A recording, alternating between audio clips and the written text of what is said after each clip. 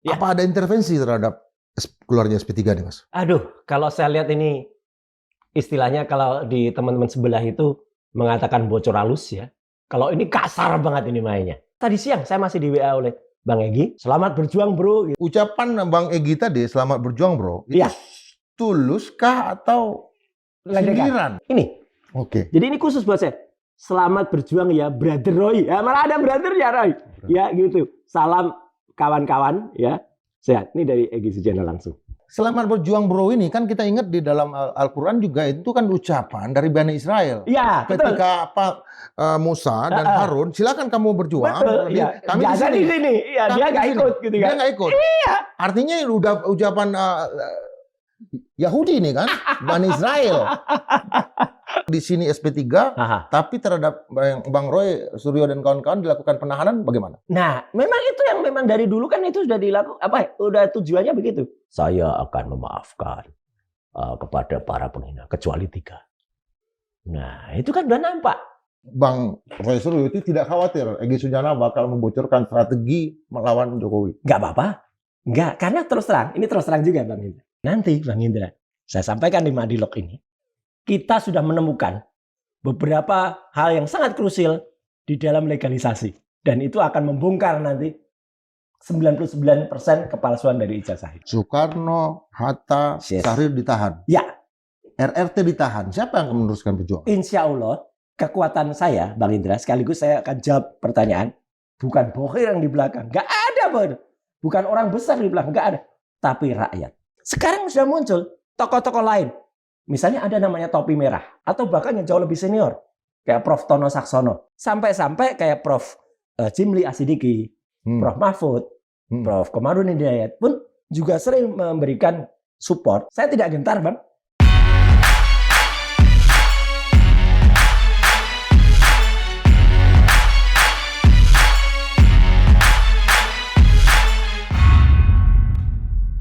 Sobat Madilog, di hari libur ini, tiba-tiba sebelum Jumat, hari Kamis kemarin, muncul SP3 terhadap kasus nama Egy Sujana dan Damai Hairul Lubis dari Polda Metro Jaya. Padahal sebelumnya Egy Sujana dan Damai Lubis mengatakan bahwa tunggu hari Jumat. Jangan-jangan SP3 ini yang akan muncul. Artinya 2 orang ini sudah mengetahui bakal muncul SP3. Apa yang terjadi? Apa masalahnya? Apa kelemahan-kelemahan dari SP3 ini? Kita hadirkan orang yang paling menggetarkan di Republik ini, Mas Roy Suryo. Siap. Waalaikumsalam warahmatullahi wabarakatuh. Ya. Apa ada intervensi terhadap keluarnya SP3 nih, Mas? Aduh, kalau saya lihat ini istilahnya kalau di teman-teman sebelah itu mengatakan bocor halus ya. Kalau ini kasar banget ini mainnya, ya. Kenapa kasar? Karena ya kasih waktu lah, kasih tenggang waktu, nggak tiba-tiba mencolok begitu saja. Kan baru saja tanggal 8 Januari yang lalu itu juga secara mendadak ya. Bu Kurnia Truriani sudah duduk sini, kemudian beberapa tokoh dari TPUA juga sudah menyampaikan. Mereka semua kaget kan dengan peristiwa, kalau dalam bahasa yang saya sering kutip istilahnya lawakan dulu yang terkenal Sri Mulat ya, almarhum Asmun itu mak beduduk gitu. Mak beduduk tuh tiba-tiba sekonyong-konyong, nggak ada pembicaraan bisik-bisik kayak atau apa kayak dengan teman-teman TPUA yang lain. Tiba-tiba Egy Sujana atau yang biasa disingkat dengan BES ya, Bang Egy Sujana dan DHL atau Damai Hairul Lubis itu kan tiba-tiba muncul di Solo pada tanggal 8 Januari yang lalu dan tiba-tiba ketemu. Dan itu saya katakan Bang Indra, itu memang sebenarnya upayanya adalah untuk di silent operation, rahasia. Saya nggak ada yang ngerti. Tapi kan lucunya justru Kompol Syarif, ajudannya Jokowi sendiri yang kemudian membocorkan kan. Ya. Karena meskipun itu sempat di steril, sempat nggak boleh ada orang datang, ya bahkan beberapa tamu yang udah datang pun suruh pulang, katanya begitu. Tiba-tiba datanglah Damai Hairul Lubis dan Egy Sujana ditemani. Nah ini yang menarik. Ditemani 2 relawan dari Rejo, relawan Jokowi, yaitu Darmizal dan Rahmat. Yang kita kenal 2 relawan itu dulu termasuk dalam Demokrat palsu, ya, Demokrat pembegalnya Demokrat yang asli, Demokratnya Muldoko waktu itu. Jadi ya ini sebenarnya makin kelihatan tangannya Jokowi. Dulu tangan dia ketika menyuruh si Darmisal dan Rejo dan Rahmat ini lagi mereka berdua yang mengupayakan untuk kedatangan si Egy dan Damai Lubis. Dan kemudian menariknya ada banyak cerita setelah itu. Katanya mereka berdua menyatakan dengan tegas melalui WA yang dikirim kemana-mana, termasuk saya dapat WA langsung dari Egy Sujana, tidak ada permintaan maaf. Itu katanya. Damai Lubis juga mengatakan di beberapa TV, karena yang berani tampil di TV sekarang, sama tadi Bang Indra mengatakan klarifikasinya ditunggu-tunggu, tapi yang muncul di TV itu baru Damai Lubis. Yaitu ketika pertama kali ada di Kompas, dia muncul bersama saya. Kemudian kemarin di TV One bersama dengan Bang Asam dan juga Prof C ya dari UNJ dan juga Aswan ya. Dan habis kita ngobrol ini, dia juga akan muncul di program Kompas namanya Bola Liar. Itu Damai Lubis. Tapi mereka semua sepakat dengan tone lucunya, Bang. Tidak ada minta maaf. Ya. Pak Jokowi kan juga mengatakan hal yang sama. Itu cuma silaturahmi biasa. Betul. Sarif juga mengatakan hal yang sama. Tapi kan lucu. Katanya nggak ada minta maaf. Dan Damai Lubis dan Egy tetap mengatakan ijazahnya palsu. Itu dikatakan. Masih. Jadi nggak ada. Tapi kok tiba-tiba bisa kemudian muncul ide tadi. Restoratif justice. Dan juga mendadak. Pada hari Kamis kemarin. Si Damai Lubis sudah mempertontonkan. Dia statusnya bukan lagi tersangka, tapi mantan tersangka karena sudah di SP3 atau mendapatkan surat perintah penghentian penyidikan. SP3. Berarti udah bebas dia. Apa reaksinya? Nah, kalau kami teman-teman ketawa aja. Saya terus terang, kalau bagi kami nggak ngaruh sama sekali Bang Indra. Karena memang meskipun, nah ini harus diingat, secara de facto, ya dari 8 tersangka itu, kan kanon kata Polda Metro Jaya di split. Ada klaster 1, beranggotakan 5 orang, dan klaster 2 kami, saya, Dr. Resmond, Dr. Tifa itu 3 orang, itu dibedakan klaster. Tapi sebenarnya kami semua itu dalam satu dalam satu surat ya, dalam satu SPK istilahnya, atau dalam satu SPDP, surat pemberitahuan dimulainya penyidikannya ke kejaksaan itu satu. Jadi kalau ada tindakan hukum dari Polda, kecuali nanti kalau sudah di pengadilan. Kalau pengadilan hukumannya itu adalah terpisah-pisah. Bisa satu dapat sekian. Tapi kalau di kepolisian, satu dapat sekian, harusnya yang lain dapat sekian. Tapi kalau saya terus terang, nggak ngaruh ya, mau di SP3 atau enggak, meskipun saya tadi mengatakan de facto-nya begitu. Tapi de jure-nya, SP3 ini pelanggaran hukum. Apa kelemahan dari SP3 ini? Karena tidak bisa memisahkan, mencuplek 2 orang ya dari keseluruhan yang ada. Dan kalau kita lihat surat SP3 yang kemarin dipertontonkan oleh Damai Lubis di TV Ban, di situ ada pertimbangannya. Pertimbangannya lucu. Pertimbangannya penetapan tersangka, laporan polisi 1, 2, 3, 4 misalnya dari Jokowi, dari Lecumanan, Kamis Samuel Second, kemudian dari Ade Kurniawan, bla bla bla bla, penetapan. Terus tiba-tiba surat SP3. Loh, harusnya misalnya ada suatu penetapan. Kemudian setelah itu penetapan itu dicabut. Ada kan alasannya di tengah-tengahnya. Misalnya ada surat permintaan. Itu nggak ada di situ. Jadi ini kayak loncat gitu saja, kayak kemudian leapfrog, loncat kata. Padahal lucunya Bang Indra, kemarin Damai Lubis juga mengatakan, ini akibat surat permohonan saya tertanggal 15 Desember. Harusnya surat permohonan itu ada di situ, dituliskan juga gitu loh. Jadi tiba-tiba meloncat gitu aja. Itu, Bang. Apa kalau dikatakan bahwa tidak bisa 2 orang dicabut begitu saja dari 8 orang karena satu klaster? Apa upaya hukum yang akan dilakukan deh? Nah, maka kuasa hukum kami tentu satu akan mempertanyakan itu. Tentu kami bukan tipe, Bang Indra pasti pernah mendengar cerita lucu lah. Misalnya ada 3 orang yang 3-tiganya dilemparkan ke pulau terpencil. Terus muncul Jin. Apa permintaanmu? Yang pertama muncul, saya minta dibawa ke negeri impian. Yang kedua, apa permintaan? Saya minta dibawa ke tempat yang sangat indah. Apa permintaan teman yang ketiga? Bukan dia minta, saya minta dibawa 2 teman saya kembali ke situ lagi. Itu kan jahat namanya. Tentu kami tidak ingin begitu. Tentu kami tidak akan meminta membatalkan SP3 yang sudah diperoleh oleh 2 teman kami, Bang Egy dan juga Damai Lubis. Tapi kami akan bertanyakan, kenapa bisa dilakukan splitsing tanpa kemudian harus mempertimbangkan yang lain? Kalau dikatakan ada surat permintaan tanggal 15 Desember, dan surat itu konon isinya, Bang Damai Lubis menyatakan bahwa beliau itu adalah seorang lawyer. Lawyer yang sedang bertugas. Hal yang sama harusnya diberlakukan juga untuk Ibu Kurnia Triyodoyani. Ibu Kurnia itu lawyer juga. Ya. Dia juga sedang bertugas juga. Ya. Nah, yang lain Pak Rizal juga. Dia anggota TPO-nya. Kalau saya, Bang Rismon, Dr. Tifa, mungkin berbeda dari itu. Nggak apa-apa. Kalau kami bertiga itu tetap straight ya. Tetap kemudian kami terus meneruskan perjuangannya. Nggak ada masalah. Tapi kalau kemudian tiba-tiba dilakukan begini, ini ibaratnya Bang Indra dan pemirsa Madilog. Ini kayak cerita zaman Kumpeni dulu. Zaman ketika Belanda itu sebelum berusaha menjatuhkan kepemimpinan seorang, kita kenal lah Pangeran Diponegoro. Kita kenal Imam Bonjol. Kita kenal juga pahlawan-pahlawan kayak Cut Nyak Dien. Tuku Umar ya? Tengku Umar juga. Mereka kuat. Nggak mungkin dijatuhkan. Tapi apa yang bisa menjatuhkan mereka? Orang dalam. Ordal. Jadi artinya dipecah-pecah dulu. Kalau dalam dunia pewayangan, nanti saya juga akan cerita dikit. Itu ada tokoh namanya Sengkuni. Ya, jadi nanti kita bicara itu. Nah, ini kan kelihatan betul Polda Metro Jaya ini sangat menganggap apa yang dikatakan oleh Jokowi itu sebagai sabdo ya. Sangat betul. Agresif. Iya. Nah, agresivitas ini nanti kalau dia lakukan di sini SP3, tapi terhadap Bang Roy Suryo dan kawan-kawan dilakukan penahanan bagaimana? Nah, memang itu yang memang dari dulu kan itu sudah dilakukan, udah tujuannya begitu. Bang Indra ingat nggak? Dari dulu dia selalu mengatakan ketika dia didatangi oleh nggak ada hujan, nggak ada angin ya, relawan yang lain namanya Bara JP waktu itu.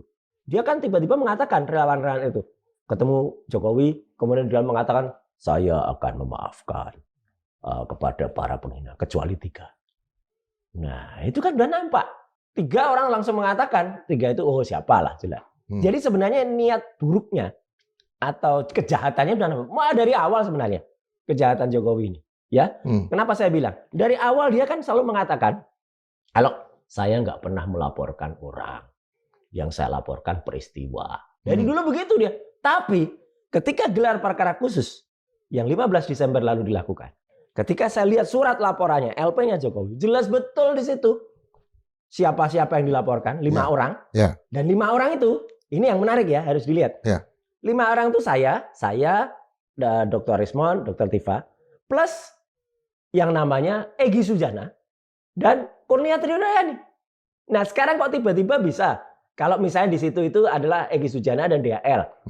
Bolehlah ini dua ini split. Dari awal Egy Sujana dan Kurnia itu satu laporan LP. Tiba-tiba muncul tersangkanya ada 8. Bahkan dari 12 yang terlapor. Dulu ada beberapa podcaster juga yang dilaporkan. Ini kan sudah acak adut ini. Tambah pasal-pasalnya pun. Itu dari awal sudah disebutkan Jokowi. Padahal sekali lagi mulut dia sendiri yang mengatakan saya tidak melaporkan orang, yang saya laporkan peristiwa. Kan memang sudah niatnya memang sudah dari awal udah buruk memang. Jadi ya pertanyaan Bang Indra tadi ya kalau saya sih senyum saja. Kami nggak ada soal mau di SP3 atau enggak. Tujuan kita membuktikan ijazah itu 99,9% palsu. Jadi sekali lagi yang sudah dipertontonkan selama ini palsu. Udah. Tidak, Roy Suryo orang kenal tidak akan menyerah ya terhadap masalah ini. Tapi langkah hukum kan juga perlu. Apakah SP3 ini bisa dikatakan legal, sah atau tidak? Ya, kalau lihat prosedurnya cacat. Karena kalau melihat aturan dalam KUHP ya, ada teman yang memberitahu saya ada pasalnya, pasal 79, pasal 83. Meskipun itu lebih kepada pra peradilan, pasal-pasal itu ya dalam KUHP itu. Tapi artinya begini, apapun yang terjadi, terbitnya surat SP3 yang meloncat dasar pertimbangannya dari laporan, penetapan tersangka, tiba-tiba langsung SP3. Ini aneh, karena tidak ada dasarnya. Misalnya di situ ada yang tadi sempat kita sebutkan dari awal, ada misalnya restoratif justice. Restoratif justice pun sebenarnya tidak diatur di KUHP yang lama. Karena itu ada aturan Perkap itu, peraturan Kapolri kalau restoratif. Kalau KUHP yang baru ada tentang restoratif justice. Tapi kan itu kan harus ditulis juga di situ. Dan restoratif justice, Bang Indra, dasarnya adalah apa? Permintaan maaf. Ya, pasal 7983 itu kan pengakuan bersalah juga. Pengakuan bersalah. Ada nggak secara verbal Nggak diucapkan ada. tapi nggak ada tertulis? Mereka Bisa aja. nggak ngakuin kan? Nggak ada, apalagi tulisan tertulis. Oke. Kan tidak ada. Yang ada menurut Damai Hairul Lubis adalah surat tanggal 15 Desember yang justru meminta untuk pelepasan status tersangka. Dan konon dari Bang Egy, surat supaya permohonan cekalnya dicabut karena memang mau berobat ke Penang dan juga berobat waktu itu ke London kan. Gitu. Jadi artinya nggak ada. Kalaupun tidak ada tertulis hitam di atas putih, harusnya ucapan ada. Tapi kan menarik. Justru ucapan yang kita dengar dan itu ada di WA. Sampai tadi siang saya masih di WA oleh Bang Egy, ya ini terbaru ya. Yang tetap Bang Egy ya lucu aja mengucapkan selamat berjuang bro gitu. Ya, gitu. Kemudian DHL juga menyampaikan dalam beberapa statement di TV tidak ada permintaan maaf. Kok tiba-tiba bisa muncul restoratif justice? Kok tiba-tiba bisa muncul SP3? Pengakuan bersalah ini kan nggak perlu dipublik ke telinganya Jokowi dan Iya. disaksikan oleh kuasa hukum, kan bisa juga. Tapi kan tidak ada itu. Jokowi juga kemarin ketika wawancara mengatakan, ya pertemuannya baik, silaturahmi. Hanya mengatakan silaturahmi. Meskipun para termulnya mengatakan silaturahmi itu kan sudah lebih dari cukup dari permohonan maaf gitu. Bahkan mereka juga mengatakan, toh mereka sudah melakukan proses keakraban, rangkul-rangkulan dan lain sebagainya. Cuman kan begini, saya pun juga mengatakan bahwa foto rangkulan ini kan hoax juga, Bang Indra. Kan sempat beredar, saya juga sempat katakan di Madinah. Ini apa? AI? AI, artificial intelligence ini.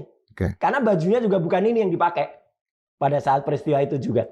Jadi artinya upaya-upaya untuk mengkonstruksikan seolah-olah ada permintaan maaf itu coba dibuat. Tapi lucunya faktanya, Egy Sujana dan Damai Hairul Lubis mengatakan tidak pernah ada minta maaf. Bahkan, ini yang menarik juga. Kan kita semua dengar, Egy Sujana berkali-kali mengatakan, kedatangan kami berdua ke Solo itu bagaikan Nabi Musa dan Nabi Harun mendatangi Fir'aun. Jadi Solo itu dianggap Fir'aun gitu loh. Ucapan Bang Egy tadi, selamat berjuang bro, itu tulus kah atau sindiran? Nah, ini yang saya kemudian menjadi lucu aja. Udah tak anggap lucu-lucuan aja. Dan saya balas dengan senyum saja. Kenapa nggak memunculkan hal yang lain? Saya jawabnya gitu. Ya. Enggak, karena ya mungkin beliau lagi berpikir karena atasnya panjang, mengirimkan beberapa tulisan. Terus paling bawah itu khusus untuk saya. Selamat berjuang bro ini kan kita ingat di dalam Al-Quran juga itu kan ucapan dari Bani Israel. Iya, ketika Musa dan Harun, silakan kamu berjuang. Betul, iya. Kami di sini. Iya, dia nggak ikut gitu kan. Dia nggak ikut. Iya. Artinya udah ucapan Yahudi ini kan, Bani Israel. Itu kalimat itu yang muncul dalam. Betul. Makanya saya balas dengan senyum saja. Karena saya balas dengan serius kan nanti membuat pertanyaan malah gitu loh. Jadi makanya saya balas dengan senyum saja. Udah cukuplah itu jawaban saya. Artinya Bang Roy Suryo ini udah melupakan nama Egy Sujana dalam bukan melupakan ya. Saya melihat bahwa ini mungkin dia memang sengaja ngeledek gitu ya. Ngeledek tapi kan juga itu jawaban dari pertanyaan saya ke dia. Saya pernah beberapa waktu yang lalu itu mengirimkan WA juga ke Bang Egy khusus adalah pecundang atau pejuang. Ini. Oke. Jadi ini khusus buat saya. Selamat berjuang ya, Brother Roy. Ya, malah ada brothernya Roy. Ya, gitu. Salam kawan-kawan ya. Sehat. Ini dari Egy Sujana langsung. Hurufnya kecil sekali. Iya, tapi ini benar, ada ya. Saya bisa pastikan ini ada. Ya, ini kan berarti apa? Jangan-jangan yang ini kita ingat lagi waktu Orde Baru ya, soal cabut gigi. Iya, itu siapa tuh? Lupa kita. Iya. Terus kemudian malah yang saya ingat penyiarnya. Iya, penyiarnya itu. Kemudian jangan-jangan di dalam barisan yang 8 ini ada gigi yang busuk, itu yang kecabut. Makanya Bang Suryo terang-terang aja itu. Oh iya. Ada indikasi? Ada sih, dari awal sebenarnya udah ada. Kawan-kawan TPUA juga menyatakan, bahkan kan Bang Egy kan terakhir juga memberikan surat penonaktifan kepada teman-teman TPUA. Ya, dipecat. Termasuk ya Rizal Fadila, Azam kan. Nonaktif ya, bukan dipecat ya. Nonaktif, dinonaktifkan. Kemudian sampai ke Pak Rustam, sampai ke teman-teman yang lain ya gitu. Itu diberhentikan. Ada 6 atau 7. Ya, tapi karena saya bukan bagian dari TPUA, karena saya hanya merupakan ahli yang sempat diminta oleh TPUA untuk meneliti ijazah Jokowi waktu itu, ijazah S1, maka saya nggak bisa masuk terlalu dalam untuk surat penonaktifannya teman-teman TPUA. Ya, tetapi kan ini kan menjadi hambatan psikologis habis ini. Ini saya mau bertanya langsung ya Pak, untuk menyegarkan diri bahwa ini udah selesai ya, sudahlah fokus saja Bang Roy, Rismond sama Tifa ke depan. 3 Trisula. Tidak ada itu aja kami tetap fokus kok Bang. Artinya saya kembali kepada cerita lucu-lucuan tadi. Saya tidak akan kemudian meminta misalnya 2 orang tadi kembali lagi ke pulau terpencil itu. Enggak. Tapi kita akan memperjuangkan, saya akan tetap berjuang bersama 3 sahabat yang lain di TPUA, ya, Ibu Kurnia, kemudian Bang Rizal Fadilah dengan Pak Rustam, ya, atau bahkan bersama dengan 4 yang lain yang ada di kelompok yang tadi itu media. Tapi artinya, saya pun tetap menganggap Bang Egy Sujana dan Bang Damai Lulus mungkin lagi, ya ibaratnya kalau ada nakoda, ya, seharusnya dalam suatu kapalnya mau tenggelam gitu, tapi kapal kami nggak tenggelam sih. Tiba-tiba nakodanya malah melarikan diri gitu kan. Ya kita nggak akan kemudian malah ikut melarikan diri, enggak. Kita akan upayakan supaya kapal itu tetap bisa berlayar sampai ke tujuannya. Jadi saya tetap kompak. Yang mengeluarkan SP3 ini kan penyidik Polda Metro Jaya. Apa langkah yang akan dilakukan Bang? Kita akan mempertanyakan karena berdasarkan ke siapa? Ke presiden? Oh enggak usah terlalu jauh ke sana. Ke Polda Metro atau bahkan ke lebih tinggi lagi, mungkin akan ke Propam atau mungkin akan ke tim yang katanya akan melakukan reformasi dan Polri itu. Lagi bikin laporan sekarang. Ya. Jadi artinya apa? Ini kan contoh ya, kalau tadi Bang Indra mengatakan contoh hal yang sebenarnya tidak apple to apple atau bahkan kalau dalam istilah hukum tidak equality before the law, ya, antara perlakuan dari satu insan manusia terhadap insan manusia yang lain. Apalagi sekali lagi, kita ini dalam satu atau kami ini dalam satu SPK, dalam satu laporan, dalam satu SPDP, yang itu belum ada proses atau belum ada putusan untuk dilakukan split sync. Kecuali split sync-nya itu sudah de jure. Split sync-nya baru de facto. Artinya de facto itu apa? Yang 5 orang di klaster 1, 3 orang di klaster 2, itu baru secara de facto dipisahin. De jure masih dalam satu surat perintah dimulainya penyidikan, masih dalam satu SPK, dan masih dalam satu ketetapan yang sama. Kok tiba-tiba bisa ada perlakuan yang ya menurut saya ya ilegal juga gitu. Ya, artinya ibarat kertas ini kan kalau ada 2 nama kan kertasnya disobek. Berarti ini nggak berfungsi semua kan? Betul. Harusnya apalagi Bang, kalau dalam istilah yang kita dulu sering dengar ya, misalnya dalam bahan bakar gitu ya. Itu kan bahan bakar itu kan air murni. Nah ini kan sebenarnya bahan bakarnya itu kan harusnya kan lagi dioplos gitu. Iya. Iya kan gitu, dioplos semuanya. Jadi kalau dalam bahan bakar ini ada nih istilahnya. Apa itu? Ini. Apa itu di baju itu? Pasti dioplos. Jadi harusnya tuh dioplos. Iya. Nggak bisa dipisah-pisahin dulu gitu loh. Iya kan gitu. Baru nanti kalau dalam pengadilan silahkan itu pertanggungjawabannya kan memang pribadi-pribadi. Kan makanya kan sering kan misalnya ada satu kelompok digerebek, ditangkap, ternyata yang satu menjadi otaknya, yang satu hanya pelaku, yang satu mungkin bisa dilepaskan kan. Nah itu tapi nanti kalau dari awal kok sudah dipisah-pisahin gini nih, yang satu cuma ikut-ikutan gitu nah, kan. ya tapi kan itu kan putusannya ada di akhir, ada pada pemidanaan, bukan pada penersangkaan atau pada pendakwaan. Kalau saya sendiri secara pribadi menganggap ini keruntuhan sistem hukum Indonesia. Persis. Ngaco gitu loh. Ngaco Bang. Kalau saya pribadi ya. Setuju. Apa ada politik hukum di sini? Pasti. Kalau saya harus mengatakan kalau saya orangnya terang-terang aja. Apa? Ya pasti ada orang yang berkepentingan untuk kemudian malah merusakkan. Harus ingat Bang. Tanggal 2 Januari kemarin 2026 kan berlakunya KUHP baru. Ya. Dan KUHP baru itu disahkan ya dengan Undang-Undang Nomor 1 tahun 2023. Tahun di mana mengesahkan itu adalah ketika Jokowi itu adalah menjadi presiden. Dan dialah yang sekarang, kalau mau dikatakan kerusakan tadi, dan politik hukum tadi, justru dia yang memberlakukan ini. Kenapa KUHP baru yang kemudian harusnya itu menjadi harapan seluruh rakyat Indonesia seluruh masyarakat. Kenapa malah diacak adut seperti ini? Jadi ini makin menegaskan atau makin kemudian menimbulkan pandangan atau kecurigaan masyarakat bahwa memang KUHP baru ini yang tujuannya semula baik, tapi ternyata bisa dimainkan seperti ini. Di KUHP lama tidak ada restoratif justice. Sekarang ada, tapi pelaksanaannya masa acak adut kayak gini. Masa tidak Artinya ada yang alasan? bisa mengijon ya, Ya. sebaliknya. Artinya kalau Istilahnya ada begitu. apa restoratif justice, Ya. itu mestinya semuanya di SP3 kan? Ya, kalau wajar begitu. Ya, dalam satu Kalau normal apa? begitu dalam satu SPK. Ya, dalam satu SPK. Kalau waras begitu. Tapi kan ya ini kan aneh gitu. Meskipun ya saya sama sekali menolak ya kalau ada orang mengatakan itu trio RRT iri karena enggak ada iri sama sekali. Ya, kami itu tetap ingin berjuang sampai dengan pembuktian itu sampai di sidang. Tapi kan lucunya gini, Bang. Di saat yang sama, ini kan ada dua peristiwa persidangan yang juga lagi berjalan.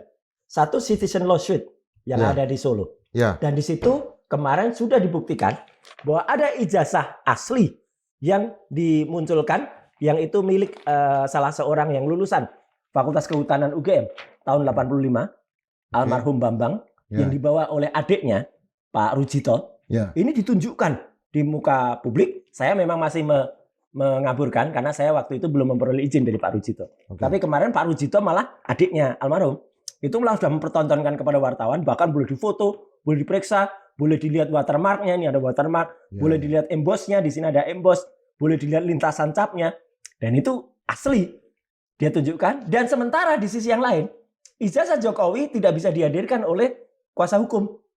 Padahal harusnya dia bisa minta pinjam pakai bukti itu dari Polda Metro Jaya. Kemarin putusannya supaya itu ijazah itu dihadirkan kan? Iya, ini nggak ada. Jadi artinya kalau nanti hakim di citizen lawsuit di Solo itu fair, harusnya ijazah Jokowi bisa dianggap tidak ada.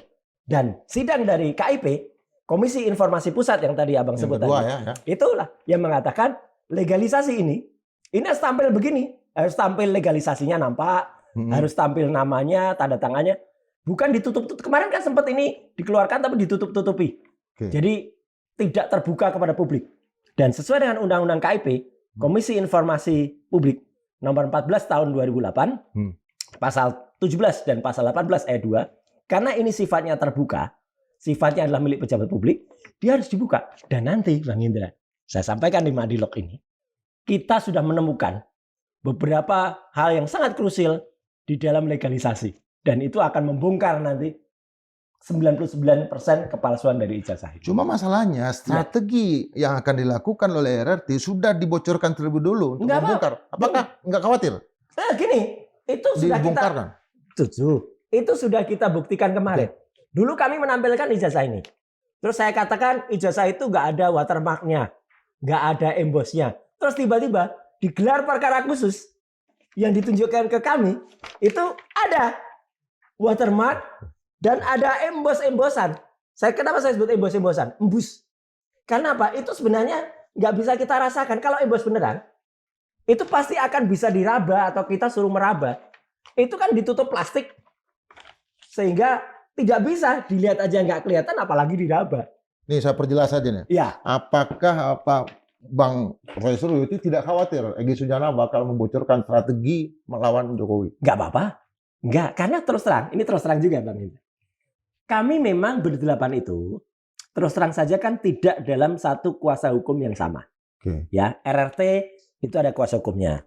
Berlima ada kuasa hukumnya. Maksud saya selalu ikut yang lain-lain pun karena bagi klien, bagi prinsipal itu boleh menunjuk banyak kuasa hukum. Bang Egy dan Bang DL itu kuasa hukumnya lain. Jadi ya memang meskipun satu kelompok, tapi itu boleh memang kuasa hukumnya berbeda-beda. Saya sejak awal juga sudah punya namanya personal lawyer. Dan itu selalu mendampingi saya ketika pemeriksaan mulai dari pelaporan awal kemudian menjadi saksi, menjadi tersangka. Tidak apa-apa. Artinya banyak hal yang tidak kami sampaikan secara terbuka untuk ke dalam. Karena saya tahu itu, Bang Indra, strategi-strategi itu tidak semuanya dilaporkan. Gitu. Karena kalau boleh saya cerita ya, ini boleh ya? Saya boleh. Nah, dalam kisah pewayangan, ya itu ada tokoh, ya kalau kita cerita, bumi gonjang-ganjing, langit kelap-kelap. Wah. Jadi kalau dalam cerita wayangan, Petro ini, wah ini Petro kita tahu lah. Petro ini pernah jadi ratu dan dia akan didampingi dengan oleh para raksasa-raksasa yang jahat ini. Nah, ada Buto Terong, ada ini yang dosa muka, dan ada yang menarik tokoh itu, yaitu yang bernama Sengkuni. Nah, Bang, kita tahu mungkin beberapa orang. Sengkuni ini adalah orang yang sebenarnya ikut di dalam rombongan kita, tapi tiba-tiba dia bergabung dengan Petro. Nah, saya nggak perlu sebutkan siapa itu ya sekarang. Sengkuni inilah memang yang sering kita lihat. Dia mengacaukan segala. Meskipun si Petro ini juga terus mengajak kelompok-kelompoknya. Jadi Petro ini kan juga mengajak yang namanya terbul-terbulnya. Lah ini ternak-ternaknya banyak ini. Ternak-ternaknya banyak. Ini ada ternak-ternaknya Mulyono. Nah ini juga banyak. Di samping ternak Mulyono, dia juga mengajak gajah sekarang. Partai gajah. Partai gak punya ijazah ini. Tapi bagaimanapun juga gajah ini gak punya ijazah ini akan dikalahkan. Penonton boleh ketawa ya? Boleh. Akan dikalahkan dalam cerita. Saya pernah cerita itu di sini bahwa dalam Quran ya surat Al-Fil ya. Ketika Abraha ya anggap aja Petro ini Abraha menyerang Ka'bah dihancurkan oleh Allah Subhanahu wa taala dengan pengiriman batu-batu panas oleh burung ababil. Nah, jadi sejahatnya Petro, apalagi dulu dia pernah dipecat juga dari ini. Ini kan pandai kita tonton, pecat, makin hancur juga dia. Dan dia mau bersahabat dengan cakil, mau bersahabat dengan apa? Ya insya Allah, Bang Indra, Tuhan atau Allah Subhanahu Wa Taala nanti akan pertunjukkan. Tidak takut kita ada Sengkuni, tidak takut akan ada apapun. Nanti alam semesta yang akan membuat dia jatuh dan kemenangan ada pada orang yang lurus dan jujur. Sekian, terima kasih. Jangan sekian dulu. Oh iya, bayangnya sekian, bayangnya. Bagaimana caranya RRT ini saling menguatkan? Ketika Egy Sujana dan Damai Lubis ini keluar dari barisan, apa mereka adalah figur utama atau justru gimana? Saya tetap menghormati beliau berdua, ya. Dan mungkin sikap saya terutama itu mungkin akan menjadi pertanyaan, kok bisa Mas sikap itu diambil? Karena saya orangnya memang saya orang yang selalu melakukan husnuzon, berpraduga baik. Saya tetap rangkul Bang Egy. Saya tetap rangkul Bang Damai Lubis.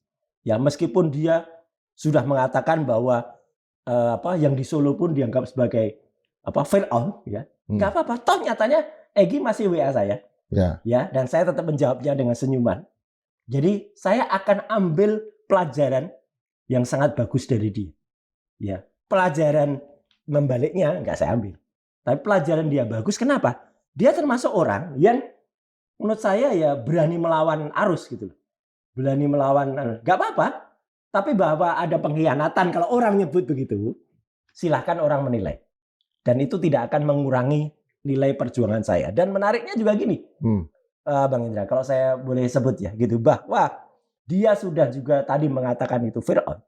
Dan dia menganggap Musa atau Harun. Hari ini ketika kita ngobrol, itu kan tepat sebenarnya pada perayaan Isra Mi'raj. Perayaan di mana Nabi Muhammad SAW melakukan Isra dari Masjidil Haram ya ke Masjidil Aqsa ya, dan kemudian ketika melakukan itu naik ke Sidratul Muntaha ya, dari Isra ke Mi'raj ya. Kemudian naik ke Sidratul, kan sebenarnya ketemu juga di langit kelima. Itu ketemu dengan Nabi Musa. Di langit keenam ketemu dengan Nabi Harun. Sama dengan cerita yang diceritakan oleh Egy tadi. Dia menganggap sebagai Musa dan Harun ketemu Fir'aun. Nah, jadi kalau saya ambil, ya nggak usahlah ketemu Fir'aun. Kita semua bersama-sama sebagai makhluk. Ini langkah mi'rajnya seorang Roy Suryo. Nah, maksud saya bagaimana memperkuat Rismond, Dr. Tifa? Adakah teman-teman ini Kurnia siapa lagi? Ya. Yang down gitu gara-gara ini. Saya tidak bisa menilai. Tapi secara fisik, psikologis, silakan dinilai. nada, silakan dinilai. Karena mungkin saja ketika Ibu Kurnia di sini duduk di kursi ini juga, kan sempat kita lihat rekaman di Madilognya di YouTube. Kan sempat terdiam, kemudian melihat begini agak lama dan kemudian menangis. Ya tapi sudah. makin kuat kalau saya sih. Oh iya, makin kuat. Iya. Jadi menurut saya Selain tonton YouTube saya, tonton YouTube Madilog yang lain ya, gitu, yang Bu Kurnia lagi di sini itu. Itu juga menunjukkan Artinya makin menyala ya. Oh pasti. Dari 8 menjadi 6. Ya, 6 itu kita malah makin kuat. Ya, karena kita mewujudkan satu kekuatan dan respon juga semakin keras. Bahkan respon kan malah sekarang lagi gencar. Ya. Melonsing buku Gibran Endgame.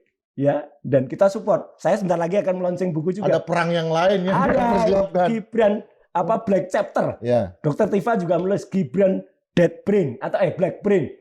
Jadi sebenarnya kita terus Bang Indra, nggak ada soal. Ya. Ketika Roy Suryo berhasil membuktikan bahwa ijazah Jokowi tidak ada atau palsu, atau 99,9% palsu, menang di pengadilan. Ya, insya Allah. Sebetulnya nama Egy Sujana dan Damai Lubis kan juga terselamatkan. Sebenarnya. Misinya. Iya, dan apalagi saya tetap menganggap Bang Egy Sujana, BES, Damai Hairil Lubis DHL, itu adalah tempat orang yang secara awal mengawali perjuangan kami. Mereka lah yang mendaftar pada tanggal 9 Desember 2024 di Bareskrim Mabes Polri. Ya. Saya diajak itu oleh Bang Egy. Saya diajak bahkan ketika dia sebut-sebut lah makan di sebuah rumah makan di Senen City. Bahkan Bang Egy juga menyebut, aku loh yang bayar gitu. Iya, makanya kan Bapak yang ngajak ya. Nah itu pun kita tetap menghormati beliau-beliau itu adalah sebagai pemimpin awalnya. Meskipun pada awalnya kan biasa Bang. Kalau ada sebuah kisah tiba-tiba nakodanya atau tiba-tiba komandannya kemudian terkena sesuatu, ya anggap saja itu misalnya tidak bisa meneruskan, kan kita yang harus tetap maju dan berjuang. Ketika Jenderal Sudirman harus misalnya meneruskan perjuangan dengan ditandu, kan muncul juga laskar-laskar yang lain yang meskipun mereka tidak bisa menyaingi kebesaran sosok Jenderal Sudirman. Tapi pertanyaan kita semua dalam peristiwa perjuangan itu kan, Soekarno, Hatta, Syahrir ditahan. Ya. RRT ditahan. Siapa yang akan meneruskan perjuangan? Insya Allah kekuatan saya, Bang Indra, sekaligus saya akan jawab pertanyaan. Bukan Bohir yang di belakang. Nggak ada, Bang. Bukan orang besar di belakang. Nggak ada. Tapi rakyat. Rakyat yang kemudian selama ini menguatkan kami. Yang mengirimkan kaos ini ke saya misalnya. Ini kaos ini sekali lagi bukan saya nyetak. Ini adalah tiba-tiba saya dikirimi kaos. Kadang-kadang lucu-lucu kaosnya. Kadang-kadang nggak ada hubungannya. Ada gambar, waktu itu ada gambar anjing yang bersila. Ada anjing banyak gitu. Tapi itulah yang menguatkan kita. Dan kalau kita lihat, sekarang sudah muncul tokoh-tokoh lain. Misalnya ada namanya Topi Merah. Topi Merah itu mirip-mirip respon dia. Analisis-analisisnya bagus. Atau bahkan yang jauh lebih senior. Kayak Prof. Tono Saksono. Yang kemudian membuat analisis. Yang Prof. Tono pernah juga hadir di sini. Ya. Yang kemudian membuat analisis-analisisnya. Terus diteruskan dengan bahkan, ya dengan segala hormat saya sebut. Sampai-sampai kayak Prof. Jimli Asidiki, Prof. Mahfud, Prof. Komarudin Hidayat pun juga sering memberikan support atau masukan. Dan saya akan mungkin bukan beliau langsung yang nanti akan menyampaikan sikapnya, tapi kan pasti ada kelompoknya atau pengikutnya. Saya tidak gentar Bang terhadap ini. Mau kita main pendek istilahnya atau kita main panjang, ayo kita lakukan bersama. Itu Bang. Apa endgame-nya adalah Pak Jokowi sendiri yang akan menyerah? Saya tidak bisa. Supaya proses peradilan nggak terjadi. Dia nggak dipanggil di dalam persidangan. Nah, sebenarnya itu yang dia hindari kan. Kalau dia tidak menghindari persidangan, dia harusnya hadir di Solo, di Citizen Lawsuit. Dan kemarin kan bagus sekali kesaksian dari Komjen Ugroseno yang mengatakan dengan pengetahuan saya, Pak Ugroseno kan mengatakan, saya pernah ketemu langsung dengan Jokowi tahun 2015 dan jarak ketemu langsung dengan Jokowi itu nggak ada setengah meter. Terus dia lihat ijazah ini. Terus dia langsung bilang, insting atau intuisi kepolisian saya tetap harus mengatakan orang ini bukan Jokowi. Dia mengatakan itu di sidang. Dan itu adalah pernyataan hukum yang kemudian beliau berharap agar junior-juniornya itu kemudian bisa tidak jauh dari apa yang sikap yang dia lakukan. Ya, artinya kan ini kan berarti Jokowi juga akan menghindari persidangan ini. Iya. Sebenarnya makanya kan sebenarnya dia kan ngejar-ngejar nanti saya buktikan di persidangan. Nggak akan itu. Karena dia selalu berusaha itu menghindari itu. Contohnya apa? Contohnya dia membuat apa yang dikejar di sidang kami besok yang saya sekarang sudah dalam proses dilimpahkan berkasnya. Meskipun saya ketawa sebenarnya. Sama jaksa ya? Iya, nggak bunyi itu BAP-nya. Ya. Kalau jaksa peneliti itu fair, dia akan melihat ini gimana sih penyidik. Pertanyaannya apa, jawabannya apa, kok diteruskan. Karena pertanyaan misalnya apa yang diketahui pada tanggal 22 Januari 2025 kemarin. Saya jawab, saya tidak hadir di situ. Saya tidak ada di situ. Tanyain lagi, siapa yang hadir? Apa yang bisa Anda ceritakan? Lu ya nggak bisa. Kami itu harus melihat dengan mata kepala sendiri, mendengar dengan telinga sendiri. Kalau saya menceritakan orang lain, terus dibilang, coba apa yang bisa Anda? Ya nggak bisa kita ceritakan apa-apa. Dan jawabannya begitu kok mau jadi itu BAP. Ada kemungkinan jaksa akan mengembalikan ke penyidik. Kalau fair, saya harus mengatakan harus P19. Nggak bisa dia P21. Iya. Apa itu? P19 itu nggak lengkap. Dan itu nanti akan persis cerita seperti yang Jokowi dulu pernah ceritakan tahun 2017 dengan Pak Kasmujo.